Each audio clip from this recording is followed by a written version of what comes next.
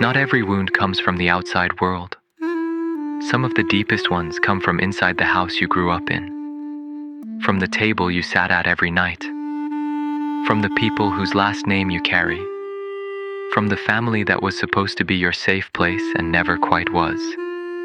You did not grow up in a war zone. You did not grow up with obvious, nameable trauma.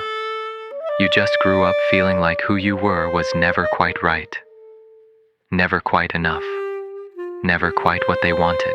And that quiet, persistent feeling left a mark that you are probably still carrying right now. The term black sheep gets used lightly. People joke about it. They wear it like a badge at family gatherings and laugh it off like it is just a personality quirk. But underneath the joke is something that is not funny at all. Being the black sheep of a family is not just about being different. It is about being treated as the problem because of that difference. It is about growing up in a space where the people who were supposed to love you unconditionally made it very clear, in ways big and small, that their love had conditions, and one of those conditions was that you be someone you were not. Here is what actually happens to a child who is cast as the black sheep. They get a role.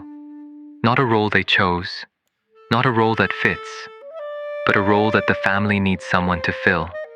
Every family system has one. The responsible one, the golden child, the peacekeeper, and the problem one, the one who is blamed when things go wrong, the one whose differences are treated as defects, the one who gets the look across the table that says you are too much, you are not enough, you are not what we wanted. That role gets assigned early, and once it is assigned, it is almost impossible to escape. Psychologists call this scapegoating. It is when a family unconsciously picks one member to carry the blame for the tension and dysfunction that actually belongs to the whole system. The black sheep does not create the family's problems. They reveal them. Their sensitivity, their honesty, their refusal to pretend everything is fine. These things expose what everyone else has agreed to keep hidden. And instead of the family looking at what is being exposed, they turn on the one doing the exposing. It is easier to call one person the problem than to admit that the whole system is broken. Think about what that does to a child. They are told in 100 different ways that who they are is wrong, that their feelings are too big, that their questions are inconvenient, that their way of seeing the world is a problem to be managed rather than a perspective to be valued. And they believe it. Of course they believe it. They are a child. The people telling them this are the most important people in their world.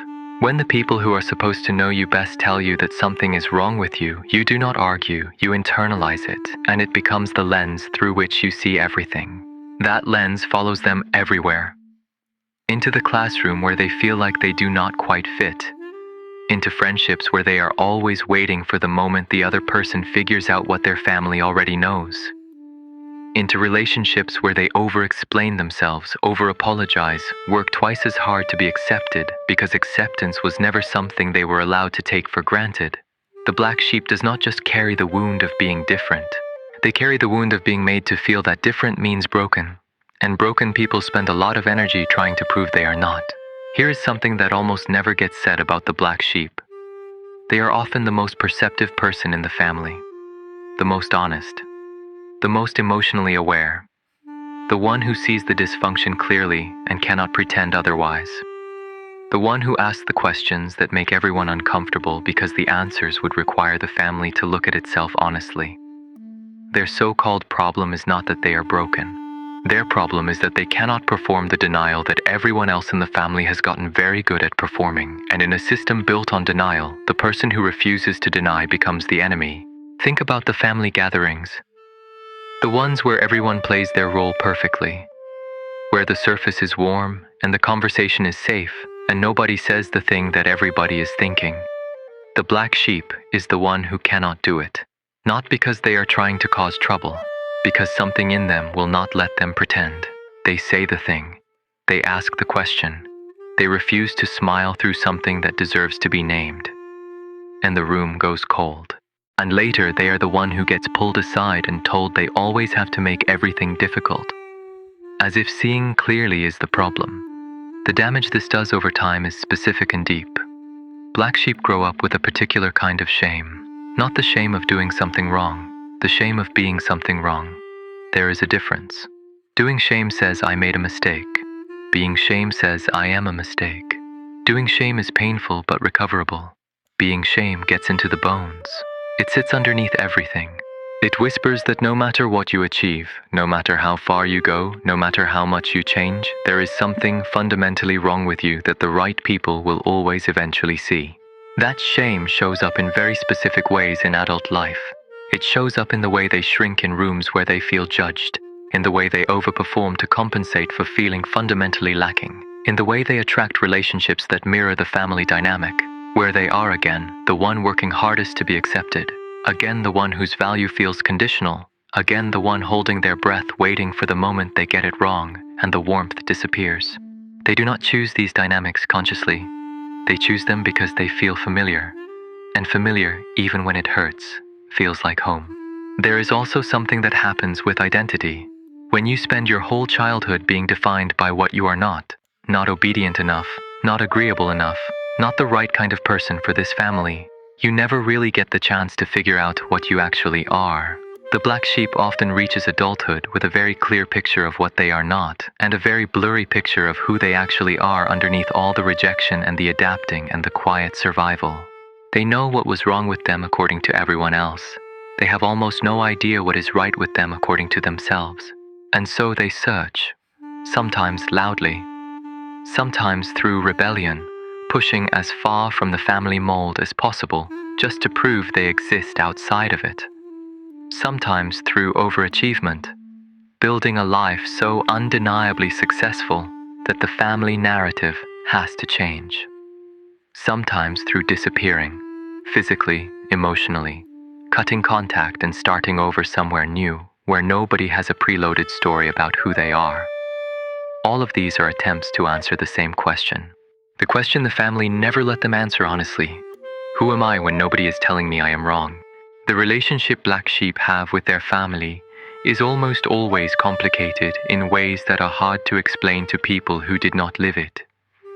Because the family was not all bad, there were good moments, real ones, moments of warmth and connection and belonging that make the painful parts harder to make sense of. And that complexity, loving people who hurt you, missing a place that never fully felt like home, is one of the most disorienting feelings a person can carry. It is not clean. It does not resolve neatly. It sits in the middle of you demanding to be felt and defying every attempt to be explained. Black sheep often spend years trying to earn their way out of the role, trying to be good enough, agreeable enough, different enough from who they were to finally be accepted. They change their opinions, they soften their edges, they stop saying the thing that makes the room go cold. They perform the version of themselves that the family can handle. And sometimes it works. Sometimes the family responds with more warmth. But it is a warmth that comes with a condition. Stay like this, stay small, stay quiet, keep performing. And deep down, the black sheep knows they are not being accepted. They are being tolerated, on the family's terms, not their own. Here is the hardest truth about being the black sheep. The family is probably not going to change. Not because change is impossible, but because the system needs the role filled. If the black sheep stops being the problem, the family has to find a new problem. Or worse, it has to look at itself. And most families will do almost anything to avoid doing that. So the pressure stays, the role stays, the dynamic stays, and the black sheep has a choice that nobody should have to make.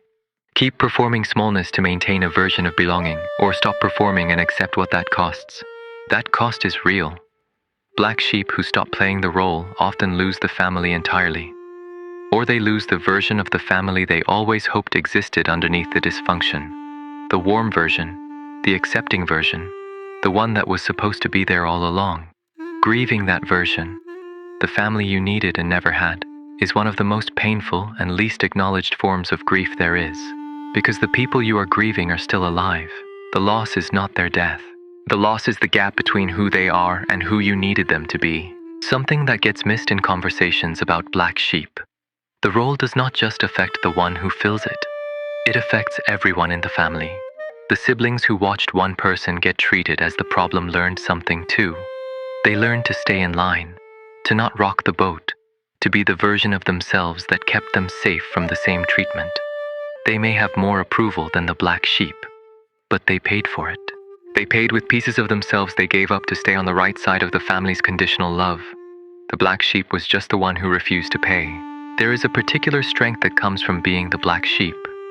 Not the kind of strength that gets celebrated. The quiet kind. The kind built from years of being told you are wrong and finding a way to keep going anyway. The kind built from learning to trust your own perception in an environment that constantly told you your perception was the problem. The kind built from surviving a system designed to make you disappear and still somehow knowing, underneath everything, that you were not the problem. That the role was never yours to begin with. That strength is real. It is hard-earned, and it belongs entirely to you. But strength built from survival is different from strength built from safety. One is built from having no other option. The other is built from having enough support to grow. The black sheep usually only ever got the first kind. And carrying that kind of strength is exhausting in a way that is hard to explain. Because it never fully rests. It is always braced. Always ready for the next moment of rejection. Always scanning for the signs that this person, this group, this place is going to do what the family did. Always waiting for the moment the belonging turns out to be conditional again. So if you grew up as the black sheep, this is what is true. You were not the problem. You were the most honest person in a system that could not handle honesty. You were not broken. You were just different in ways that the people around you were not equipped to understand or accept. The role that was put on you was never yours.